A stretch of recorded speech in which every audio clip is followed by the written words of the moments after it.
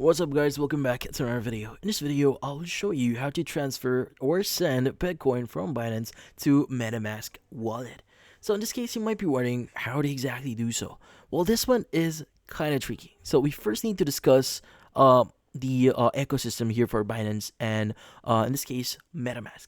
Now, the thing with Binance here is you can actually transfer your funds from Binance. So directly you can send your Bitcoin to wallets that support that. Now, the only problem here is when you view your wallet here for in this case MetaMask, as you can see, this is my wallet. So when you try searching for Bitcoin here, so as an example, I'm going to click on swap here, click on select token, and when I type in Bitcoin, as you can see, there's no option for us to use Bitcoin because currently MetaMask here does not support containing or holding Bitcoin.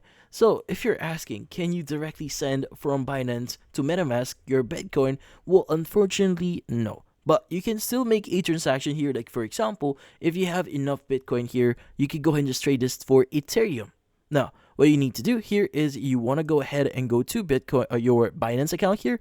You want to go to trade here, go to spot trading. Now, what you need to do is you want to go ahead and choose the appropriate one here. Let's go ahead and choose Bitcoin. And we want to choose ETH here if it is available. So if not, what you need to do, let's go ahead and just BTC/ETH.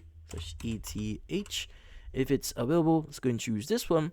And from here, you want to go ahead and start selling or buying your Bitcoin here and just get enough ETH. But once you've traded your ETH here, what you need to do is you want to go to the top right here, go to your wallet, and you want to go to your spot wallet.